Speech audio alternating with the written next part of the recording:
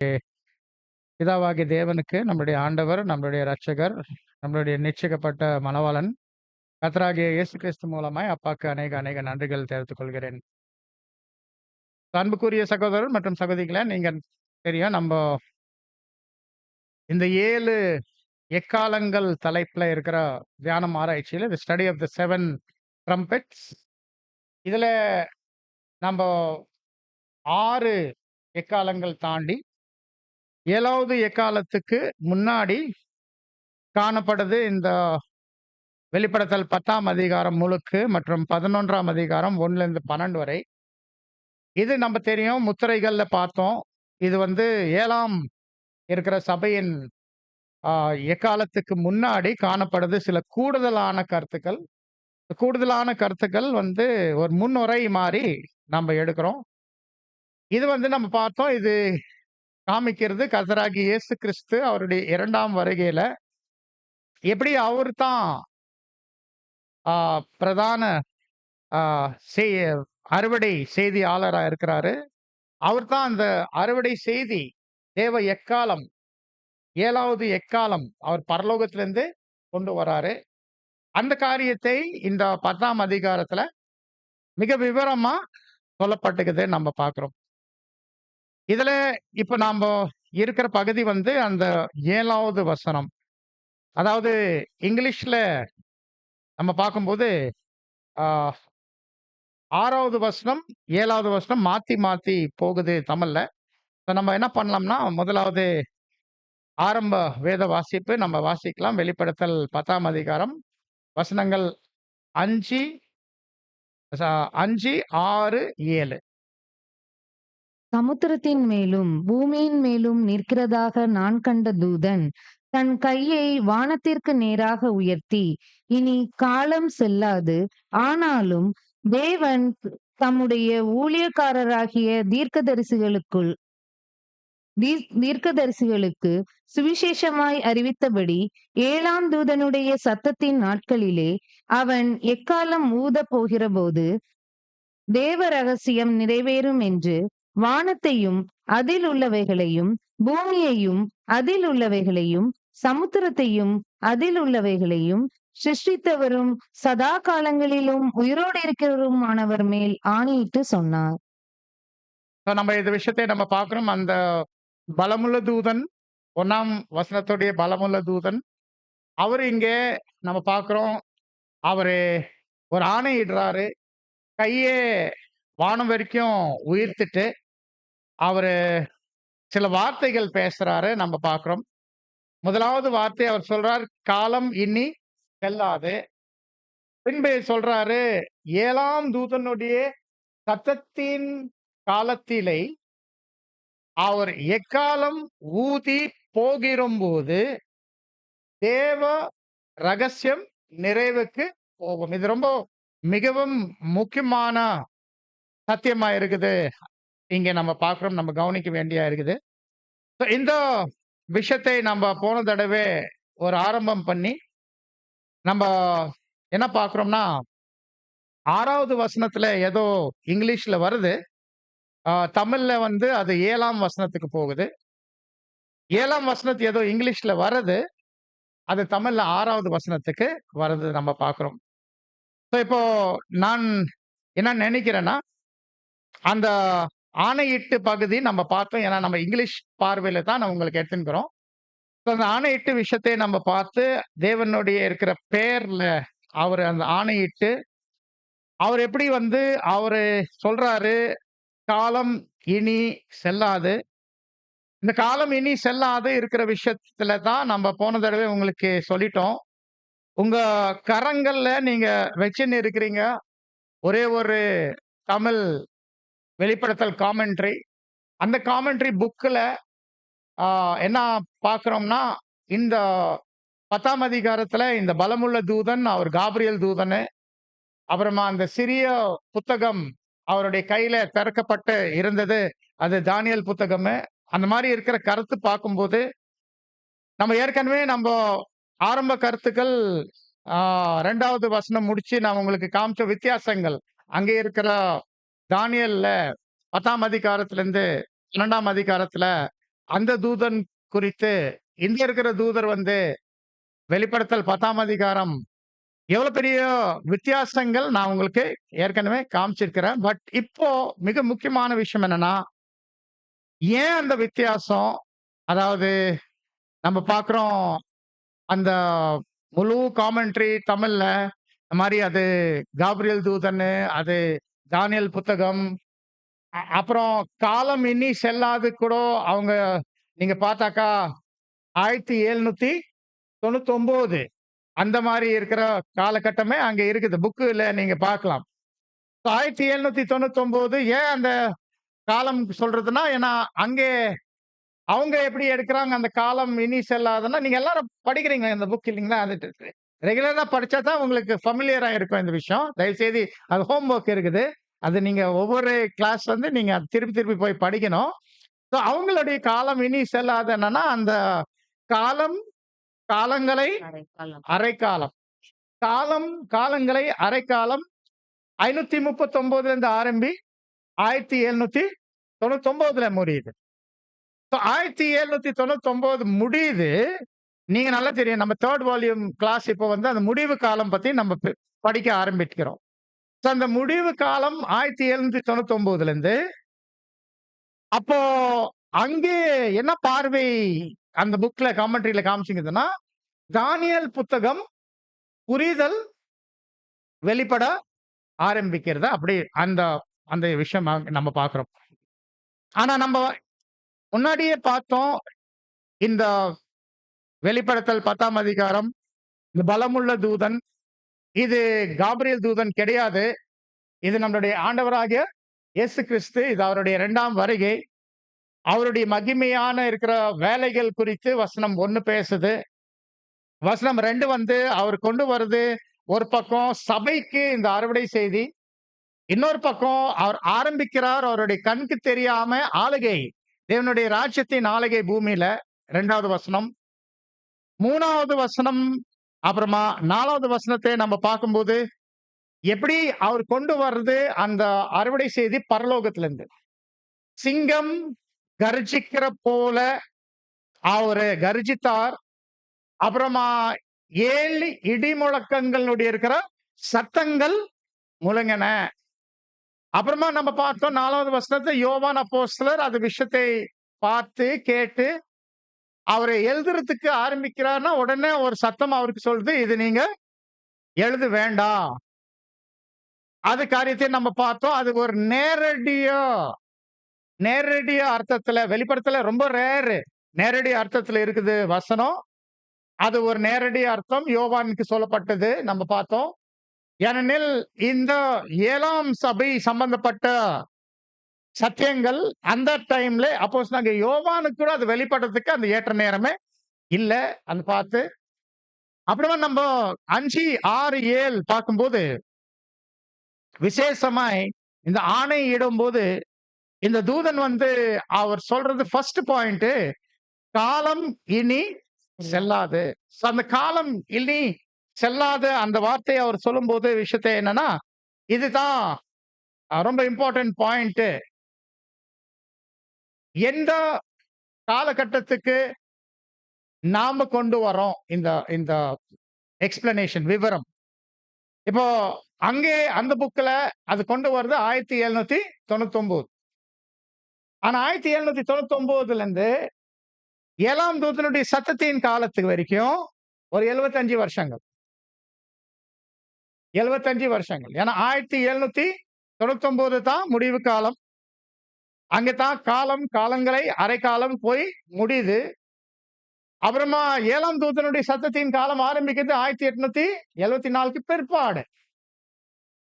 அது விஷயம் உங்க காமெண்ட்ரியில இருக்குது. அது நீங்க பார்க்கணும். அதை அலசி பார்க்கணும்.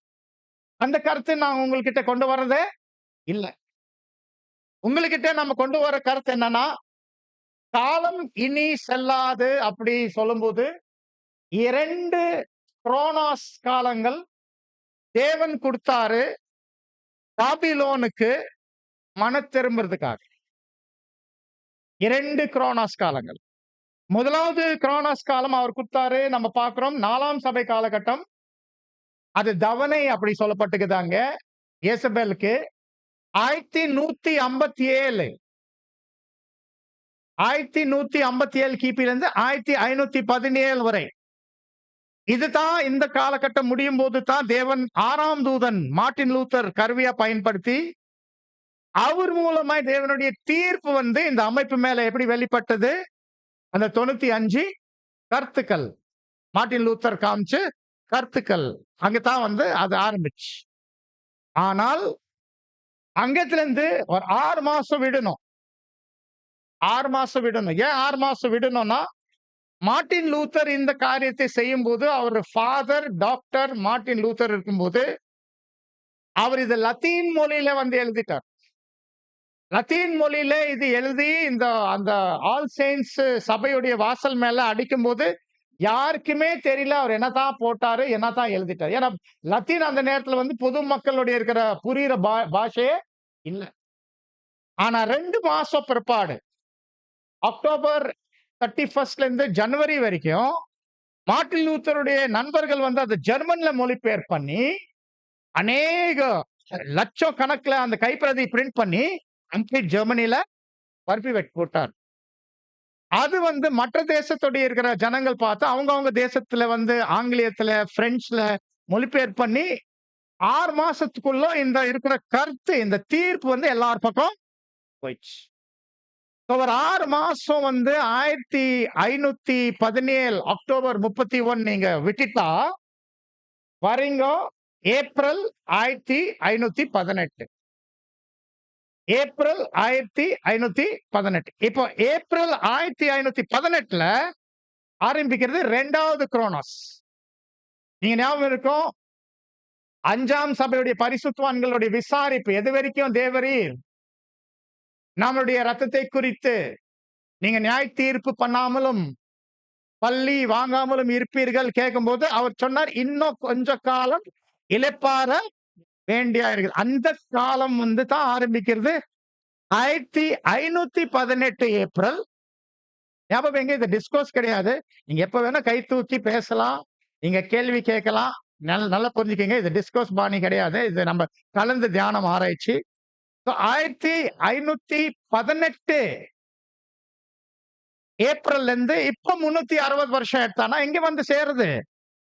ஏப்ரல் 1878. அந்த சமயத்துல சொல்றாரு, காலம் இனி செல்லாது. ஏன்னா அந்த ஏப்ரல் 1878ல தெய்வீக திட்டத்தின் பிரகாரம் வெளிப்படுத்தல் 18:2 சொல்ற மாதிரி மகா பாபிலோன் விழுந்தது. அந்த வார்த்தை அவரே சொன்னார். இனி எந்த ஒரு காலம் தேவன் தரவே 2 காலம் கொடுத்தார்.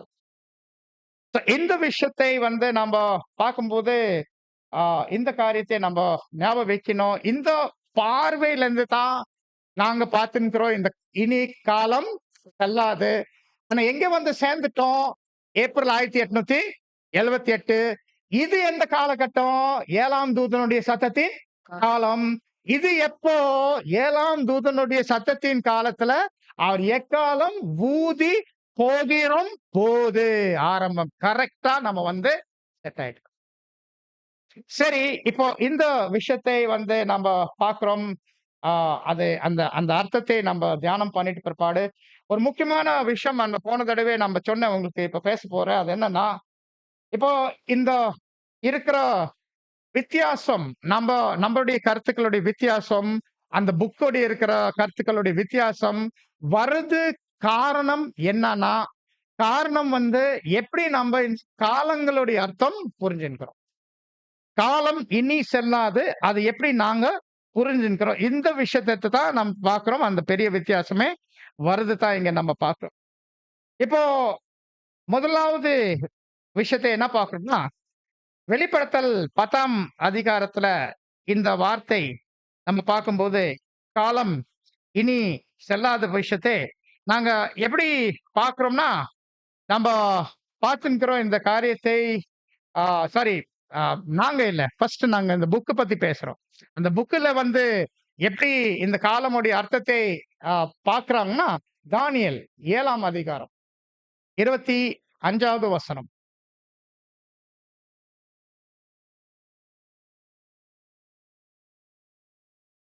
தானியேல் 7:25. உன்னதமானவருக்கு விரோதமாக வார்த்தைகளை பேசி உன்னதமானவருடைய பரிசுத்தவான்களை ஒடுக்கி காலங்களையும் பிரமாணங்களையும் மாற்ற நினைப்பான். அவர்கள் ஒரு காலமும் காலங்களும் அரைக்காலமும் செல்லும் மட்டும் அவன் கையில் ஒப்பு கொடுக்கப்படுவார்கள். பாருங்க, இந்த இடத்துல வருது அந்த காலம், காலங்களை அரைக்காலமுடைய இருக்கிற கணக்கு, அந்த காலம் தீர்க்க தரிசனம் கணக்கு வருதுதான் இங்க நம்ம பார்க்கிறோம். மறுபடியும் இதே காலம் தீர்க்க தரிசன கணக்கு வெளிப்படுத்தல் புஸ்தகம் 12ஆம் அதிகாரம் 14வது வசனம். ஸ்திரீயானவள் அந்த பாம்பின் முகத்திற்கு விலகி ஒரு காலமும் காலங்களும் அரைக்காலமுமாக போஷிக்கப்படத்தக்கதாய் வனாந்தரத்தில் உள்ள தன் இடத்திற்கு பறந்து போகும்படி பெருங்கழுகின் 2 சிறகுகள் அவளுக்கு கொடுக்கப்பட்டது. இதோ இங்கே இந்த காரியத்தை நாம பார்க்கிறோம். இதே இருக்கிற காலம், காலங்களை அரைக்காலம் இங்க வருது. இந்த இருக்கிற காலம் அடிப்படையில அந்த புத்தகத்துடைய பார்வை என்னன்னா, இனி காலம் செல்லாது. அவன் நல்லா தெரியும். அந்த 1799 அந்த முடிவு காலம், அது ஒரு பெரிய முடிவு. என்னெல்லாம் முடிவு அங்க நடக்குதுன்னா, இந்த காலம், காலங்களை அரைக்காலம் உடைய இருக்கிற கணக்கு, இந்த காலம் தீர்க்க தரிசனமுடைய முடிவு அங்க வருது. 1799. நெக்ஸ்ட் ஒரு போலி 1000 வருடம். ஒரு போலி 1000 வருடம் 799 இருந்து 1799 வரை பரிசுத்த ரோம ராஜ்யம். அந்த போலி 1000 வருடம் கூட இங்க போய் முடியுது கூட இங்க நாங்க பார்க்கிறோம். இந்த வகையில நாம என்ன பார்க்கிறோம்னா, வெளிப்படுத்தல்ல 10ஆம் அதிகாரம் 6ஆம் வசனம் இந்த வார்த்தை இந்த புக்ல எப்படி இந்த விஷயத்தை காமிச்சிருக்குதுன்னா, இந்த பார்வையில இந்த சபை சம்பந்தப்பட்ட இந்த காலம் தீர்க்க தரிசனம், இந்த காலம், காலங்களை அரைக்காலம், இதை வச்சிட்டு இந்த காரியத்தை எதுக்கு கொண்டு போய் கனெக்ட் பண்றதுன்னா, தானியேல்ல 10ஆம் அதிகாரத்துல இருந்து ஆரம்பி 12ஆம் அதிகாரம் வரை, அது எந்த சந்தேகம் இல்ல.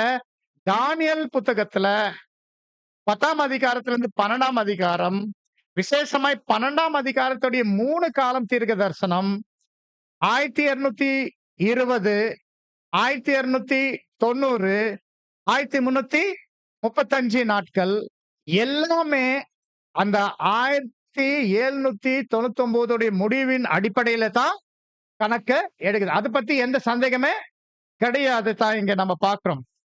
ஆனால் அந்த பார்வை எடுத்தா எங்க போய் நிக்குது? கடைசியில எங்க போய் நிக்குதுன்னா 1799 நிக்குது. இப்ப இந்த வசனம் என்ன சொல்லுது? 7ஆம் தூதனுடைய சத்தத்தின் காலத்திலே அவர் எக்காலம் ஊதி போகிறும்போது, இப்போ இந்த 1799 இருந்து 7ஆம் தூதனுடைய இருக்கிற சத்தத்தின் காலம் வரைக்கும் போனோம்னா எவ்வளவு வருஷம் டிஃபரன்ஸ் வருது? 75 வருஷங்கள். 75 வருஷங்கள் எப்படி கடக்க போறீங்க? சேலஞ்ச். எப்படி கடக்க போறீங்க? அந்த இருக்கிற 75 வருஷங்கள் எப்படி கனெக்ட் பண்ண போறீங்க? அந்த காரியத்தை நாம பார்க்கும்போது கிளியரா புரிஞ்சுச்சு. நம்ம பார்க்கிற வியூ இந்த 2 குரோனாஸ் மன திரும்புற காலங்கள் எதை தேவன் கொடுத்தார் பாபிலோனுக்கு, அந்த 2 குரோனாஸின் அடிப்படையில கர்த்தர் இயேசு தான் இந்த தூதனா இருந்து அவருடைய 2ஆம் வருகையின் பிரசன்னத்துல அவர் தெய்வீக கருவியா இருந்து அவர் தெய்வீக நியாய தீர்ப்பு பேசின்னு இருக்கிறார் பாபிலோன் கிட்ட. தெய்வீக நியாய தீர்ப்பு பாபிலோன் கிட்ட பேசும்போது இங்க என்ன சொல்றாருன்னா, இனி காலம் செல்லாத வார்த்தை சொன்னும் போது 2 காலம் உங்களுக்கு கொடுக்கப்பட்டது. 2 குரோனாஸ் உங்களுக்கு கொடுக்கப்பட்டது. மனத்திறமது முதலாவது வாசிக்கலாம். வெளிப்படுத்தல் 2:21. வெளிப்படுத்தல் 2:21. அவள் மனம் திரும்பும்படியாய் அவளுக்கு தவணை கொடுத்தேன். தன் வேசி மார்க்கத்தை விட்டு மனம் திரும்ப அவளுக்கு விருப்பமில்லை. பாத்தியா, இது வந்து 4ஆம் சபை காலகட்டத்துல பேசின்கிற வார்த்தை. நீங்க வந்து உங்களுடைய வெளிப்படுத்தல்ல நீங்க செக் பண்ணி பாருங்க. 2ஆம் அதிகாரத்துல 4ஆம் சபை இருக்கிற காலகட்டத்துல பேசின்கிற தேவனுடைய வார்த்தை. யார் பத்தி? ஏசபேல். இங்க ஏசபேல் வந்து வெறும் ரோமன் கேத்தலிக் இருக்கிற போப் அமைப்பு. ரோமன் கேத்தலிக் இருக்கிற போப் அமைப்புக்கு மாத்திரம் இந்த வார்த்தை சொல்லப்பட்டு, தவணை வார்த்தை, இதுதான் தமிழுடைய பிரச்சனை. தமிழுடைய பிரச்சனைன்னா அந்த வார்த்தை வந்து மாறுது. அந்த காலம் பதிலாக இங்க என்ன வந்துக்குதுன்னா தவணை. தவணை. இங்கிலீஷ்ல கூட ஸ்பேஸ் அப்படி நம்ம பார்க்கிறோம். ஆனா அந்த கிரீக் வார்த்தை வந்து குரோனாஸ். இதுதான் முதல் குரோனாஸ் தேவன் தந்தாரு. 1157ல இருந்து 1517 வரை. 2வது குரோனாஸ் அதுக்கு பின்பு வெளிப்படுத்தல் 6ஆம் அதிகாரம் 11வது வசனம். வெளிப்படுத்தல் 6:11. அப்பொழுது அவர்கள் ஒவ்வொருவருக்கும் வெள்ளை அங்கிகள் கொடுக்கப்பட்டது.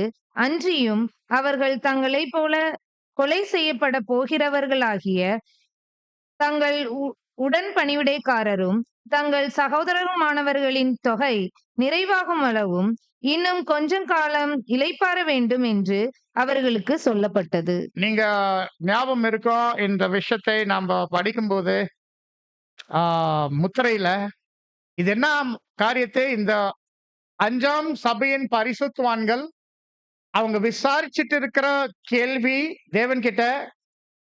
தேவன் என்ன சொல்றாருன்னா, இப்போ உங்களுக்கு அந்த காரியத்தை பார்க்க முடியாது, கொஞ்ச காலம் அப்படி சொல்லும்போது இது பேசுறது நம்ம பார்க்கிறோம்.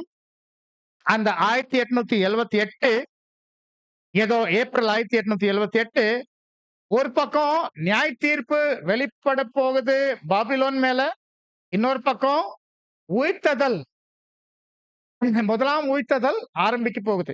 அந்த முதலாம் உயிர்த்ததல் ஆரம்பம் போது நம்ம என்ன பார்க்கிறோம்னா, அந்த பரிசுத்தவான்கள் 5ஆம் சபையுடைய பரிசுத்தவான்கள் யார் இந்த காரியத்தை கேட்டாங்க, அவங்கள முதலாம் உயிர்த்ததல் அடைந்து தன்னால் அவங்க என்ன பார்க்குவாங்க, இந்த கேள்விக்கு பதில். எது வரைக்கும்? தேவரீர் நம்மளுடைய ரத்தத்தை குறித்து நீங்க நியாய தீர்ப்பு பண்ணாமலும் பள்ளி வாங்காமலும் இருப்பீர்கள். இந்த இருக்கிற 2வது குரோனாஸ் வந்து நம்ம பார்த்தோம். இது 6 மாசம் விட்டுட்டு ஏப்ரல் 1518ல இருந்து ஏப்ரல் 1878 வரை நடக்குதுதான் நம்ம பார்க்கிறோம். இது இந்த இருக்கிற 2வது பார்வை ஏதோ நம்ம இப்போ ஏற்றுக்கொண்டிருக்கிறோம், ஃபாலோ பண்ணிருக்கிறோம். இந்த 2வது பார்வை பார்க்கும்போது காலம் இனி செல்லாது அப்படி சொல்லும்போது, தேவன் ஏற்கனவே ஒரு 2 குரோனாஸ் காலம் வந்து மன திரும்புறதுக்கு இந்த அமைப்பு கொடுத்த பிற்பாடு இப்போ அது முற்றுப்புள்ளி. இப்ப என்ன வரப்போகுது? தேவனுடைய நியாய தீர்ப்பு வெளிப்பட போது தான் இங்க நாங்க பார்க்கிறோம். இப்போ இந்த இடத்துல ஒரு அட்வான்டேஜ் என்ன நம்ம பார்க்கிறோம்னா, எந்த டேட்டுக்கு வந்து நம்ம சேர்ந்துக்கிறோம்னா ஏப்ரல் 1878. ஏப்ரல் 1878 நம்ம வரும்போது இந்த டேட்ல வந்து சேரும்போது அந்த டேட்டின் பார்வையில இந்த விஷயத்தை பார்க்கும்போது நாங்க ரொம்ப இசைவா பார்க்கிறோம். 7ஆம் தூதனுடைய சத்தத்தின் காலத்திலே அவர் எக்காலம் ஊதி போகிறபோது, அவர் எக்காலம் ஊதி போகிறபோது நம்ம பார்க்கும்போது அவருடைய இருக்கிற ஊழியத்துக்கு ஆரம்பத்துல அவருடைய ஊழியத்தின் ஆரம்பம் எப்படி சொல்லலாம்? இதுதான் 1878. 1878 நம்ம பார்க்கும்போது அவருடைய என்ன வேர்டு பாருங்க, எக்காலம் ஊதி போகிறோம் போது. நோட் பண்ண அந்த வேர்டு. இப்ப அவருடைய எக்காலம் ஊதுறது விஷயம் நீங்க நல்லா தெரியும். அவர் ஃபர்ஸ்ட் எழுதுறார் வந்து ஆசாரிப் கூடாரத்துடைய விசேஷத்தின் பலியின் நிழல்கள். அது 1881. அங்கிருந்து ஆரம்பி 7 புத்தகங்கள் எழுதுறாரு 1904 வரை. எவ்வளவு வருஷங்கள்? 23 வருடங்கள். ஆனா இது என்ன பேசுது? 1878. அப்ப 1878 என்ன சொல்லலாம்? எக்காலம் ஊதி போகிறோம் போது. When he is about to sound. எவ்வளவு பியூட்டிஃபுல் பாருங்க. எப்படி தேவன் பாருங்க அந்த வார்த்தைய வச்சிருக்கிறார். when is about to sound. அந்த அந்த வார்த்தை தான் இந்த இடத்துல நம்ம பார்க்கிறோம். அன்புக்குரிய சகோதரர் மற்றும் சகோதரிகளே, பாருங்க இந்த வேதத்தோட இருக்கிற தியானம் நம்ம பண்ணும்போது, இந்த வார்த்தைகள் நம்ம கவனிக்கும்போது, எவ்வளோ ஆச்சரியமா இருக்குது. ஆச்சரியம். When he shall begin to sound. 1878 7ஆம் தூதனுடைய ஊழியத்தின் பார்வை பார்த்தாக்கா, இது அவர் எக்காலம் ஊதி போகிற நேரம். எக்காலம் ஊதி போகிற அவருடைய அவருடைய எக்காலம் ஊதி போகிற நேரம். ஏன்னா, நம்ம தெரியும் அவருடைய ஊழியங்கள் ஆரம்பம் போது 1878ல இருந்து ஆரம்பி 1881 வந்து அந்த முதல்ல இருக்கிற புத்தகம் வெளிப்படுது.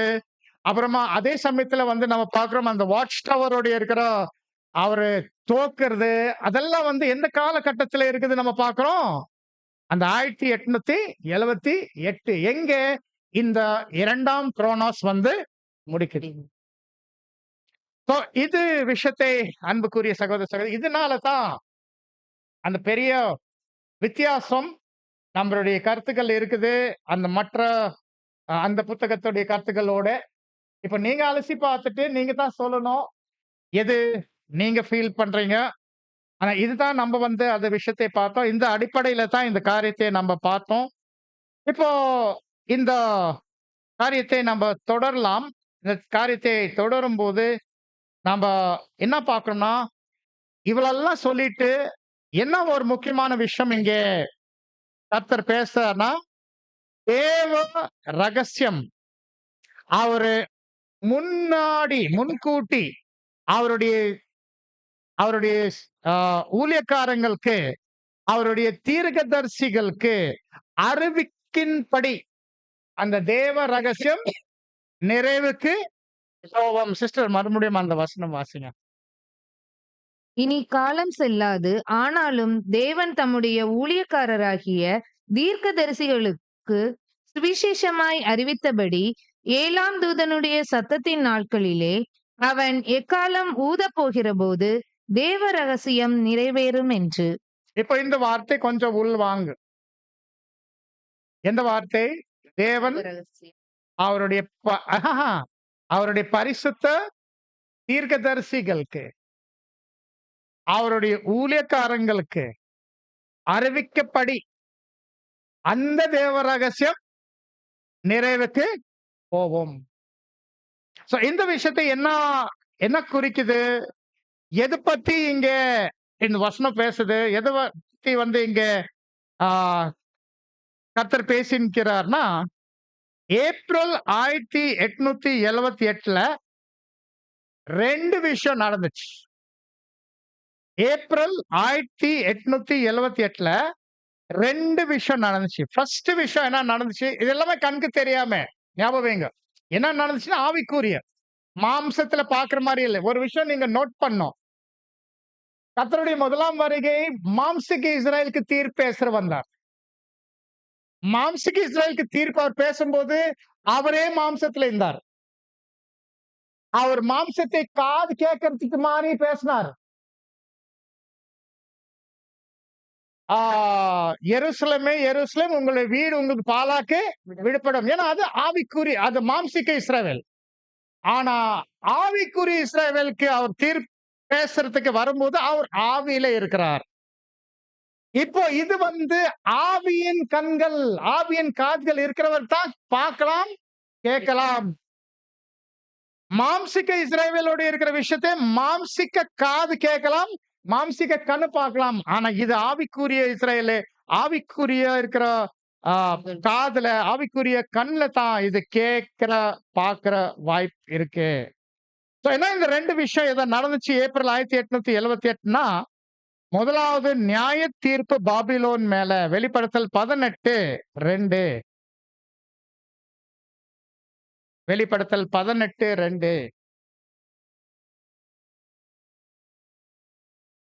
அவன் பலத்த சத்தமிட்டு, மகா பாபிலோன் விழுந்தது, விழுந்தது!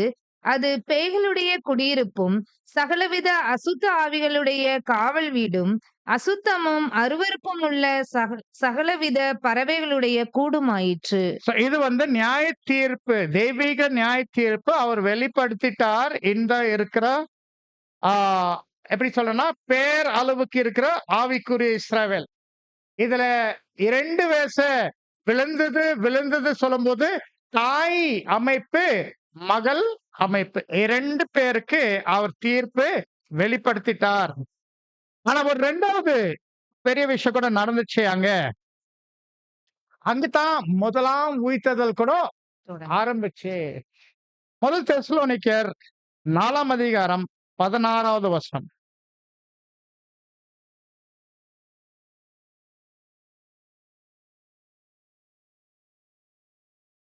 முதல் தெசலோனிக்கர் 4:16. ஏனெனில் கர்த்தர் தாமே ஆரவாரத்தோடும் பிரதான தூதனுடைய சத்தத்தோடும் தேவ எக்காலத்தோடும் வானத்திலிருந்து இறங்கி வருவார். அப்பொழுது கிறிஸ்துவுக்குள் மரித்தவர்கள் முதலாவது எழுந்திருப்பார்கள். இது வந்து கூட நம்ம பார்க்கிறோம். 1878 ஏப்ரல் மாதம் துவங்குது. இந்த இருக்கிற பெரிய காரியத்தை கூட நம்ம பார்க்கிறோம். இது தேவ ரகசியம் நிறைவுக்கு போகுது. The mystery of God shall be complete.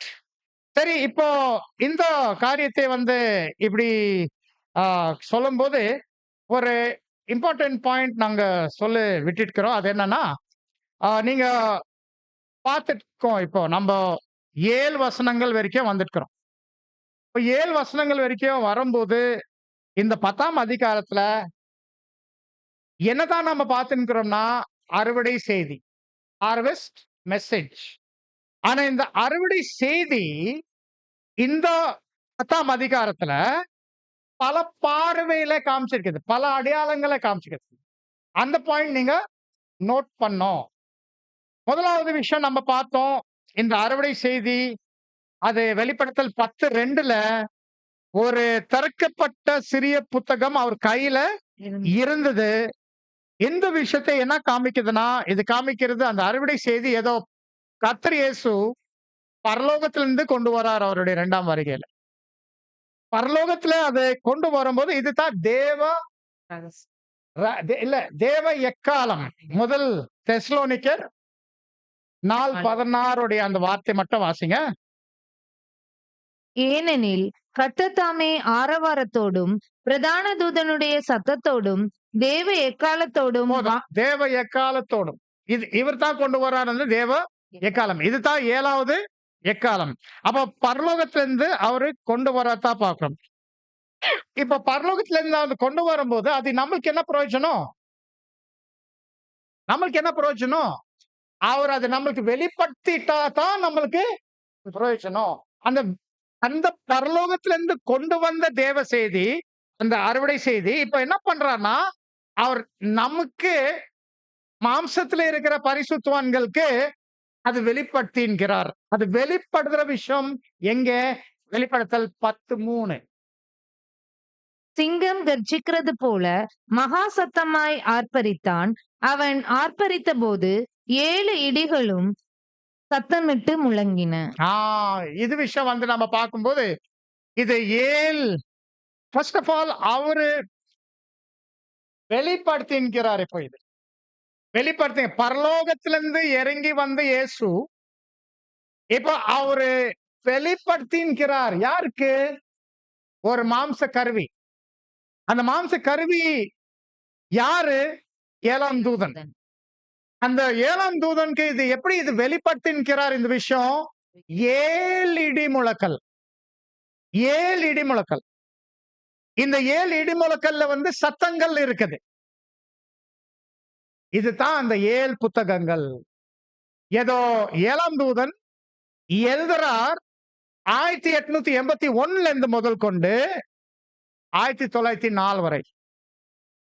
அவர் இது எழுதி வெளிப்படும் போது இப்போ கர்த்தர் இயேசு கிட்ட இருக்கிற அந்த தேவ எக்காலம், அந்த அறுவடை செய்தி இப்ப அது என்ன ஆயிடுக்குதுன்னா, நம்மளுக்கு மாம்சத்துல இருக்கும்போது பரிசுத்தவான்களுக்கு நம்ம பிரயோஜனம் படுத்துறதுக்கு என்ன ஆயிக்குது? வெளிப்படுத்தின்குது. இதுக்கு நம்ம சொல்ல டிவைன் டவுன்லோட். Divine download. இப்ப நம்மலாம் இன்டர்நெட்டோடைய பழக்கம் ஆயிட்டு. இதுக்கு சாதாரண விஷயம் இல்ல. எப்படி இன்டர்நெட் வேலை செய்யுது? எப்பலாம் யோசிச்சிருக்கிறீங்களா? எங்க இருக்குது இந்த இன்ஃபர்மேஷன்? எங்க இருந்து புடிச்சுன்கிறோம்?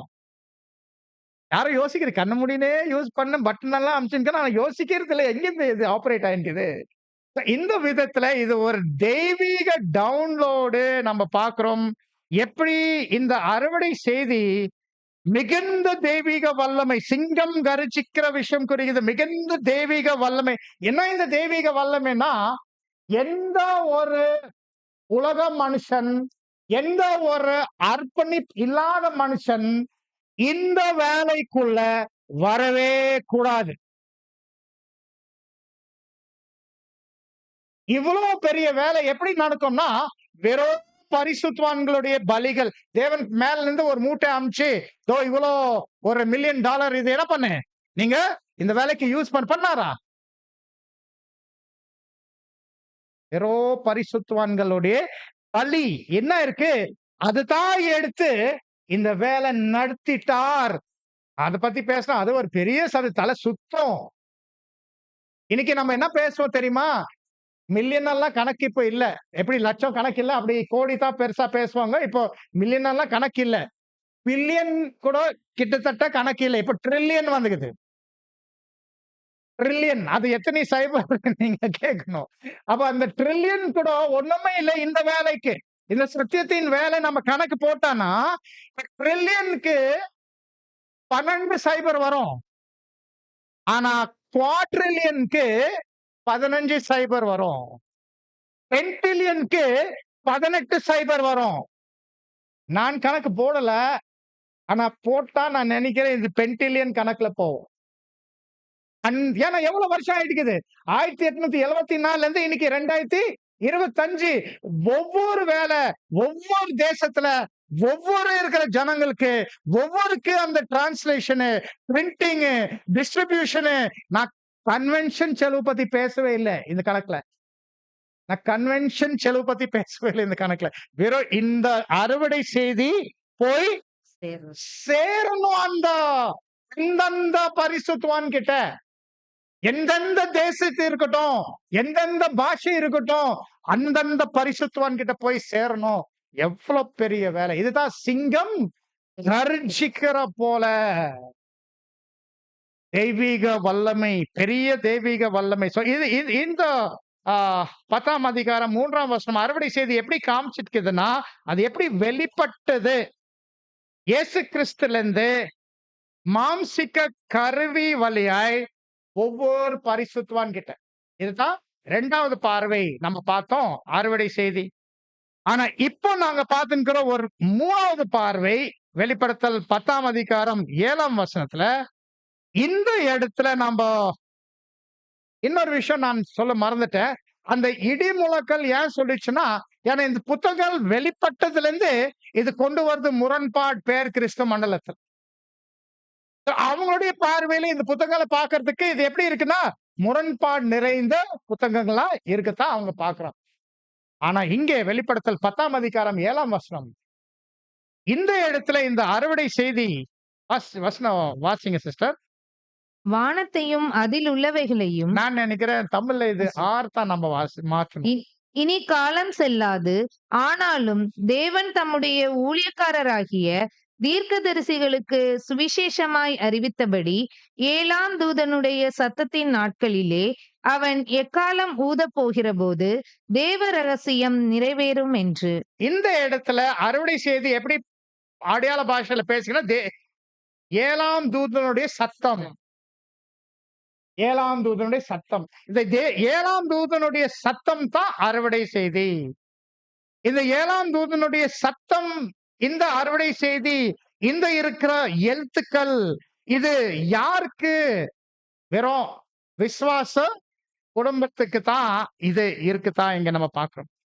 இந்த விசுவாச குடும்பத்துக்கு இருக்கிற இந்த நம்ம பார்க்கிறோம் எழுத்துக்கள், இந்த அறுவடை செய்தி கர்த்தர் இயேசு ஒரு தூதனா வச்சு அவருக்கு அந்த வெளிச்சம் கொடுத்து அவர் அனுப்பிட்டார்.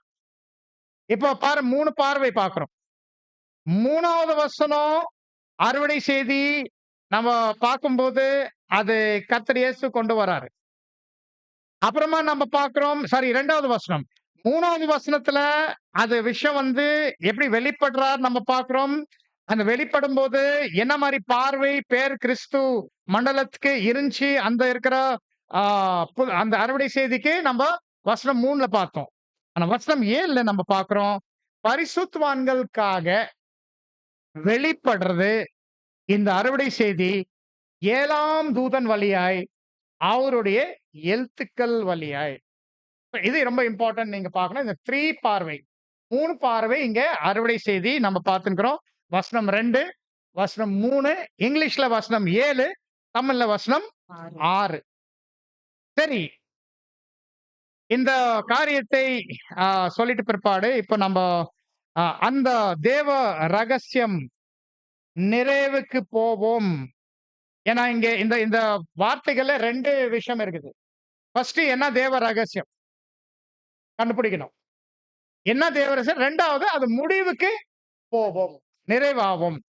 என்ன இந்த தேவ ரகசியம் கேட்டா, ஃபர்ஸ்ட் வால்யூம்ல தமிழ்ல பேஜ் நம்பர் 117 2வது பாகம். போன டைம் நம்ம இது படிச்சிட்டோம். நீங்க ஞாபகம் இருக்கும். இந்த தேவ ரகசியம் வந்து இந்த தமிழ்ல நம்ம பார்க்கும்போது 117 2வது பேராகிராஃப். இங்கிலீஷ்ல in point of time the mystery of God will be finished during the period of the sounding of the 7th symbolic trumpet. This applies to the mystery in both senses in which it is used. The mystery or secret features of God's plan will then be made known and will be clearly seen. And also the mystery of God, the church, the embodiment of that plan, both will then be finished. First volume இருக்கா யார்கிட்ட? வாய்ப்பு இருக்கா படிக்கிறதுக்கு?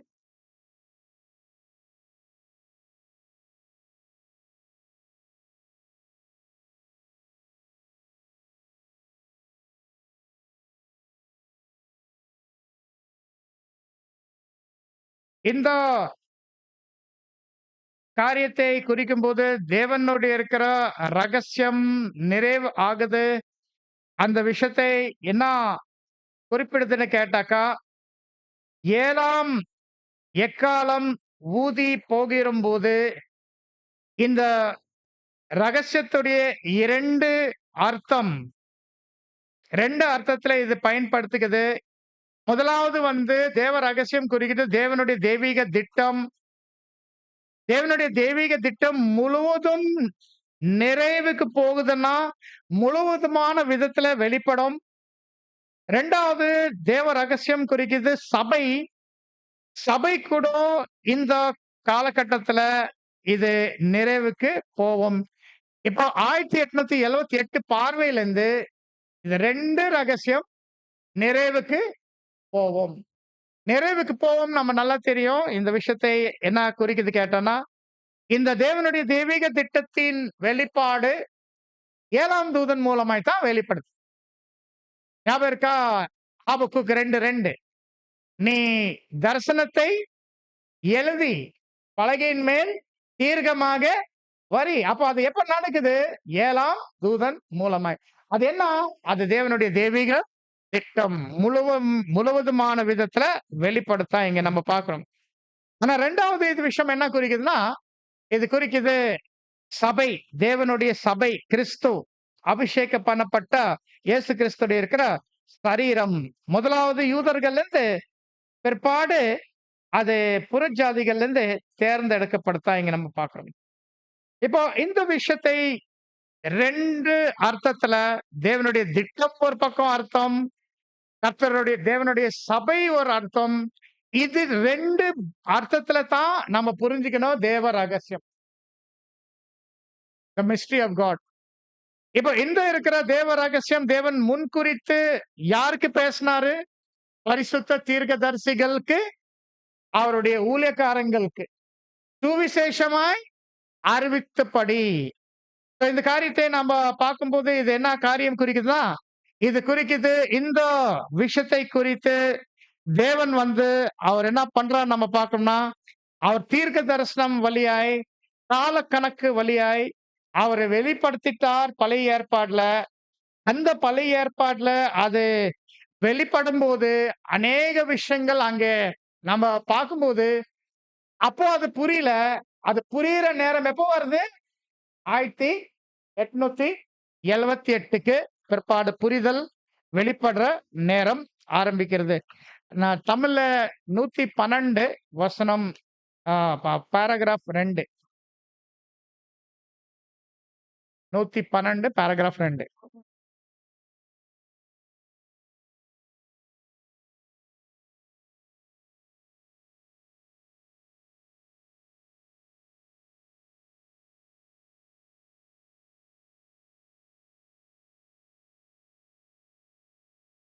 மேலும் இப்பொழுதும் கூட இந்த சுவிசேஷ யுகத்தில் ஒரு வகையான தெரிந்தெடுத்தல் உள்ளடங்கியுள்ளது. உலகத்தின் ஒரு சில பகுதிகள் மற்றவைகளைக் காட்டிலும் சுவிசேஷத்தினால், அதாவது கேட்கிற மனதுள்ளவர்களுக்கு இலவசம். இல்ல, இல்ல சிஸ்டர். அதுக்கு முன்ன 117 2வது பாரா. 117 2வது பாரா. அறியாமை மனுஷரை இரட்சிக்கும் என் அப்போஸ்தலர் பவுல். ம்ஹ்ம். அத தேவனுடைய இந்த மகா மேன்மையான ஈவு தேவ ரகசியம் அப்படி வரணும் ஆரம்பத்துல. 112 2 பாருங்க.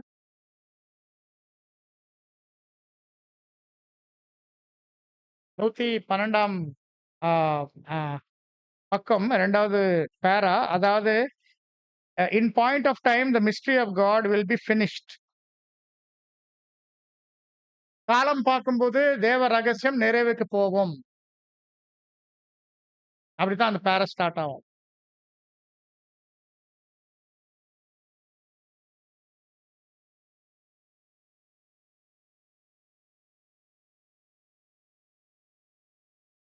நூத்தி 12 2வது பாரா.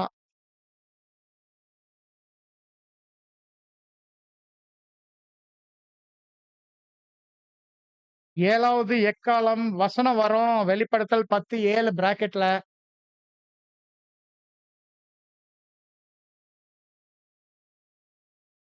நூத்தி 12 பாரா 2.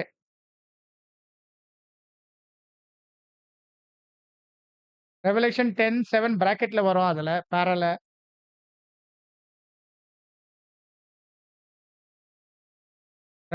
ரெவலேஷன் சாரி தமிழ்ல பேஜ் 112 112 112 பாருங்க. 112ல பாராகிராஃப் 2nd பாரா. வசனம் வெறும் ஒரு வசனம் வருது. இந்த ரெவலேஷன் 10:7 வருது பிராக்கெட்ல. அப்புறம் பேஜ் 117 பாருங்க. பேஜ் 117 2nd பாரா. ரெவலேஷன் 10:7 வருதா பிராக்கெட்ல? ரெ ரெ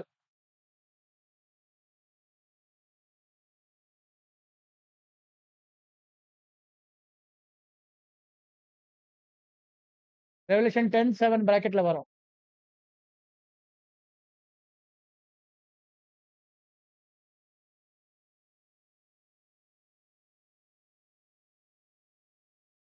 ஸ்டார்ட்டிங்ல வந்து in point of time the mystery of God will be finished during the period of the sounding of the seventh symbolic trumpet.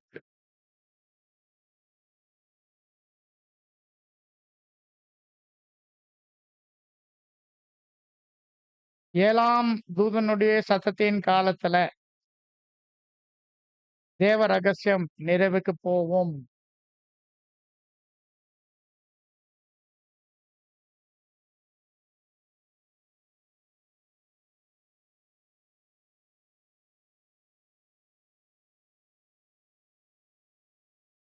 சரி, அப்புறமா நீங்க பார்க்கலாம். சோ இது இது விஷயம் நான் எக்ஸ்பிளைன் பண்ணும்போது இது வந்து ஃபர்ஸ்ட் வால்யூம்ல இருந்து பிரதர் ரசல் வந்து இந்த தேவ ரகசியம் 2 அர்த்தத்துல சொல்றார். ஒண்ணு வந்து தேவனுடைய தெய்வீக திட்டம். 2வது தேவனுடைய இருக்கிற பரிசுத்தமுள்ள சபை. 2 நிறைவுக்கு போகுது நம்ம பார்க்கிறோம். இந்த வகையில தேவனுடைய ரகசியம் தி மிஸ்ட்ரி ஆஃப் காட், தேவனுடைய தெய்வீக திட்டம் ஒரு பக்கம் நம்ம எடுக்கிறோம். இன்னொரு பக்கம் தேவனுடைய இருக்கிற ஆ சபை, பரிசுத்த சபை, கிறிஸ்து அபிஷேகம் பண்ணப்பட்ட கிறிஸ்து நம்ம அர்த்தம் எடுக்கிறோம். இப்போ இந்த தேவ ரகசியம் குறித்து நம்ம ஞாபகம் வைக்கணும். இந்த வார்த்தை என்ன சொல்லுதுன்னா, தேவன் அவருடைய பரிசுத்த தீர்க்கதரிசிகள் மற்றும் ஊழியக்காரங்களுக்கு சுவிசேஷமாய் அறிவித்த படி. அப்ப இது என்ன அர்த்தம்னா, முன்கூட்டியா தேவன் இத பத்தி ஏதோ அவர் பேசினாரு, தீர்க்க தரிசனத்துல பேசினாரு, கால கணக்குல பேசினாரு. அப்ப தேவன் முன்னாடி தீர்க்க தரிசனத்துல பேசினாரு, கால கணக்குல பேசினாரு. எப்போ? பழைய ஏற்பாடுல. இப்ப பழைய ஏற்பாடுல அவர் எடுத்து பேசின இந்த விஷயம் நிறைவேற நேரம் வந்துக்குது. நிறைவேற நேரம் வந்துக்குது. 1878 ஏப்ரல் மாதத்துக்கு பின்பு இந்த நிறைவேற நேரம் வந்துச்சு தான் இங்க நாம பார்க்கிறோம். ஏன்னா, இந்த விஷயங்கள் முன்கூட்டி தீர்க்க தரிசனமா தான் இருந்தது. காலக்கணக்குல தான் இருந்தது. அத நிறைவேற்றுதல் அப்ப நடக்கவே இல்ல. ஆனா இப்போ இது நிறைவேற நேரம்க்குள்ளவே வருது தான் இங்க சொல்லத்தான் இங்க நம்ம பார்க்கிறோம். இப்போ 1878 ஏப்ரலுக்கு பின்பு இந்த நியாய தீர்ப்பு ஆரம்பம்போது ஏன்னா நம்ம ஞாபகம் வைக்கணும். லவோதோக்கியா உடைய பேர் என்ன? நியாய தீர்க்கப்பட்டது. லவோ தீக்கியா லவோதீக்கியா. அப்ப லவோதீக்கியா வந்து கங்கார்டன்ஸ்ல 2993 அதுல 2 வேர்ட் வருது. லேயாஸ் வருது. லேயாஸ் குறிக்குது ஜனங்கள். தீக்கே தீக்கே குறிக்குது தீர்ப்புடைய வெளிப்பாடு. Execution of justice. இப்போ லவோதோக்கியாவுடைய இருக்கிற சமயத்துல என்ன பார்க்கணும்னா, இந்த நியாய தீர்ப்பின் காலம் ஆரம்பிக்கிறது.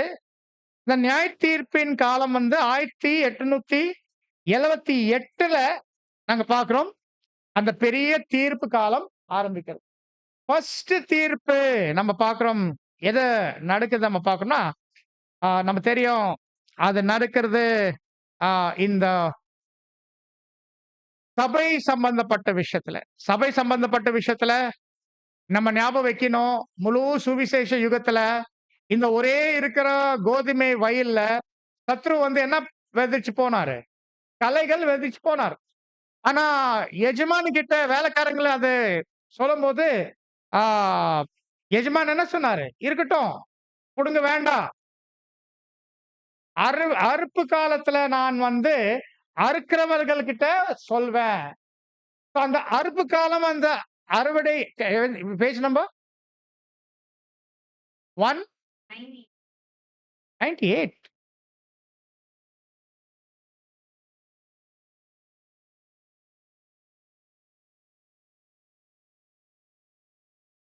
ஏழாம் சபை தூதனின் எக்காளம் தொனிக்கும் நாட்களிலே தேவ ரகசியம் நிறைவேறும் என காலத்தை குறிப்பிட்டு வெளிப்படுத்தின விசேஷம் 10ஆம் அதிகாரம் 6ல் சொல்லப்பட்டிருக்கிறது.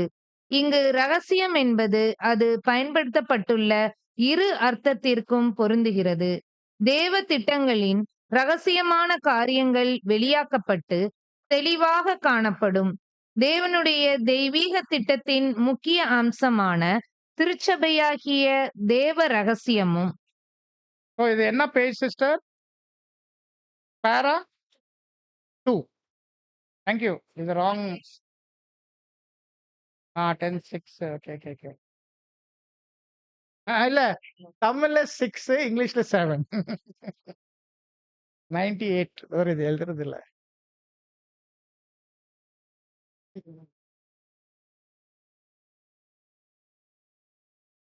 Thank you very much.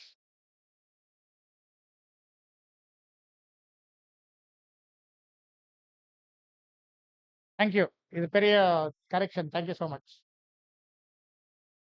So இப்போ நாங்க வந்து இந்த காரியத்தை பார்க்கும்போது, ஆ வேர்டு என்ன வருது பாரு. ரெவலேஷன்ல எப்பவுமே நம்ம என்ன பண்ணோம்னா, நம்ம ஒவ்வொரு வார்த்தையை நம்ம அலசி பார்ப்போம். அப்ப இந்த ரகசியம் அந்த வார்த்தை பயன்படுத்தும்போது, ரகசியம், மிஸ்ட்ரி. பிரதர் ரசல் வந்து ரீப்ரண்ட் 368ல 368ல வந்து அவர் என்ன சொல்றாருன்னா, mystery is used in the same sense as the word church. Thus, the true and false churches are called the mystery of God and mystery of iniquity. நீங்க ஞாபகம் இருக்கும், இதுதான் நம்ம 7 முத்திரைகளுடைய ஆராய்ச்சி. 7 முத்திரைகளுடைய ஆராய்ச்சினா 2 ரகசியங்கள். கிறிஸ்துவின் தேவனுடைய ரகசியம் கிறிஸ்து, அக்கிரமத்தின் ரகசியம் அந்தி கிறிஸ்து. ரகசியமுடைய வார்த்தை முத்திரை வேர்டு வருதாங்க. 7 முத்திரைகள்.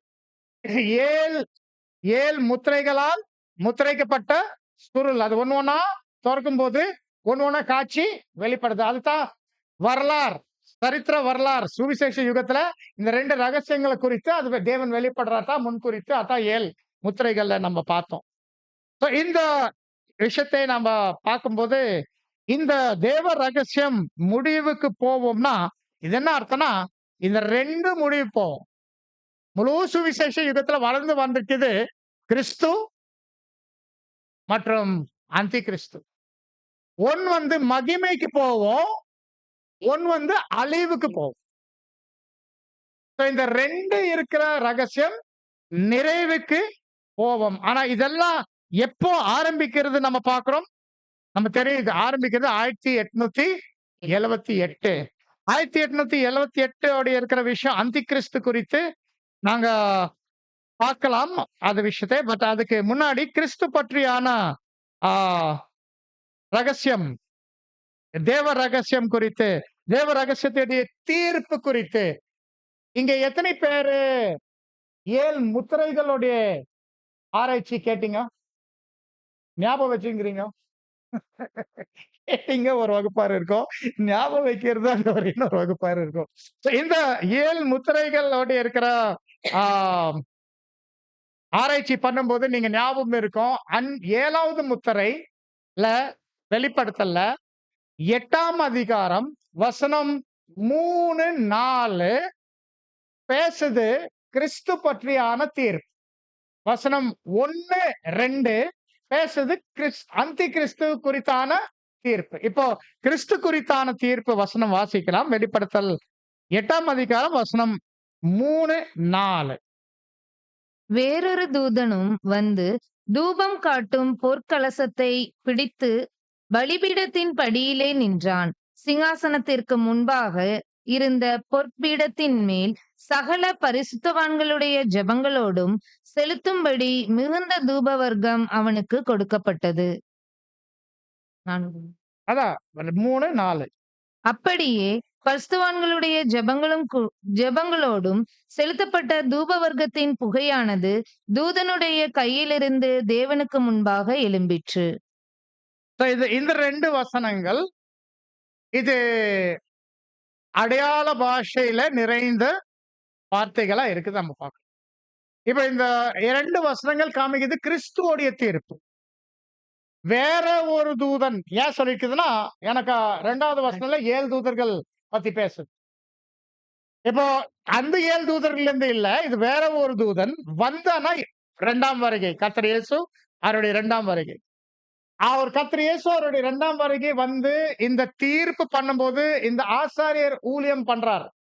ஆசாரியர் ஊழியம் ஏன் பண்றார்னா, இந்த முழுக்க சுவிசேஷ யுகத்துடைய நம்மளுடைய ரட்சிப்பு வந்து ஆசாரியர் அடிப்படையான ரட்சிப்பா இருக்கு. நம்ம பலியின் அடிப்படையான ரட்சிப்பா இருக்கு. நம்ம மெல்கிசேதேக் முறைமையின்படி ஆசாரியர் கூட்டத்துக்கு அழைக்கப்பட்டு இருக்கிறோம். நாம் பலிகள் செலுத்தும் போது நம்ம சொந்தமா நேரடியா தேவன் கிட்ட அந்த பலி நம்ம செலுத்தவே முடியாது. அது யார் மூலமாய் தான் போவோம்? நம்மளுக்காக நியமிக்கப்பட்ட பிரதான ஆசாரியன் இயேசு. ஒரு கை மிகுந்த தூப வர்க்கம் குறிக்குது. ஒட்டுமொத்தம் இருக்கிற நம்மளுடைய அன்றாட பலிகள். தூப வர்க்கம் அடையாளப்படுத்துறது அன்றாட பலிகள். ஒட்டுமொத்தம் 1,44,000 ஒவ்வொரு நபருடைய எல்லா பலிகள் சிறியலிருந்து பெரிய வரைக்கும் மிகுந்த தூப வர்க்கம். இது வந்து எப்படி செலுத்துறாங்கன்னா, ஆம், ஆ, எ- எல்லா பரிசுத்தவான்களுடைய ஜபங்களோட இல்லைங்களா? என்ன வருதாங்க? ஜெபங்களோடும். இல்ல வார்த்தை. சக்கல பரிசுத்தவான்கள். சக்கல பரிசுத்தவான்களுடைய ஜபங்களோடு அது என்னன்னா, நம்ம இந்த விஷயத்தை ஞாபகம் வைக்கணும். இந்த தீர்ப்பு சம்பந்தப்பட்ட விஷயத்துல ஜபம் அநேக விதமா இருக்கலாம். நன்றி ஜபம் இருக்கலாம், விண்ணப்பம் ஜபம் இருக்கலாம், வேண்டுதல் ஜபம் இருக்கலாம்.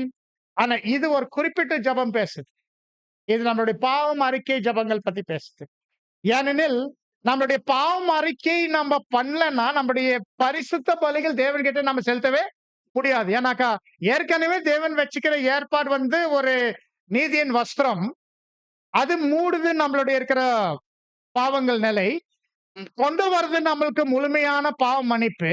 ஆனா பின்பு செய்யற பாவங்கள் கரைப்படுது அந்த வஸ்திரத்தின் மேல. அந்த கரைக்காக நம்ம என்ன பண்ணோம்? நாம் நம்முடைய பாவங்களை அரைக்கி இடணும். சோ இப்போ இது ரெண்டும் மிகுந்த தூப வர்க்கம் பலி பிரதான ஆசாரியன் கை, பிரதான ஆசாரியன் கை. இங்கே சகல பரிசுத்தவான்களுடைய ஜபங்கள் பரிந்த பேசுறவரோட கை. இந்த ரெண்டு ஊழியம் யார் பண்றாரு? கர்த்தர் இயேசு. அவர் எப்படி செலுத்துறாருன்னா, மிகுந்த தூப வர்க்கம் ஜபங்களோடு, தூப வர்க்கம் ஜபங்களோடு, தூப வர்க்கம் ஜபங்களோடு, இப்படி இப்படி இப்படி இப்படி செலுத்துறார். இதுதான் தீர்ப்பு போது 1878 ஏப்ரல் மாதம் கிறிஸ்துவின் தீர்ப்பு போது தேவனுக்கு முன்னாடி. இது நல்லா நோட் பண்ணு. இங்க ஒரு பலிப்பீடம் இருக்குது. இது ஆசாரிப்பு கூடாரத்தோட இருக்கிற பரிசுத்த ஸ்தலத்தோடைய பலிப்பீடம் இல்ல. அந்த பலிப்பீடம் 3ஆம் திரைக்கு முன்னாடி இருக்குது. அது நிழல், அது வாய்ப்பு, இது நிஜம், இது பரலோகத்தின் முன்பாக, தேவனுக்கு முன்பாக. யார் யார் அந்த வாய்ப்பு வாங்கிட்டாங்க, இப்போ கிறிஸ்து இயேசு முடிக்கிறாரு அந்த தீர்ப்பு. இதுக்கு இன்னொரு வகையில எங்க காமிச்சுக்குது? நீங்க ஞாபகம் இருக்கும், பாவ நிவாரண நாள்ல பிரதான ஆசாரியன் 2ஆம் தடவை மகா பரிசுத்த ஸ்தலத்துக்குள்ள வருவாரு. இந்த டைம் எந்த ரத்தம் தூக்கின்னு வருவாரு? அந்த கர்த்தருடைய ஆடுடைய ரத்தம் தூக்கின்னு வருவார். தூக்கிட்டு வந்துட்டு என்ன பண்ணுவாரு? தெளிப்போம். அவர் கிருபாசனத்தின் மேல் தெளிக்குவாரு.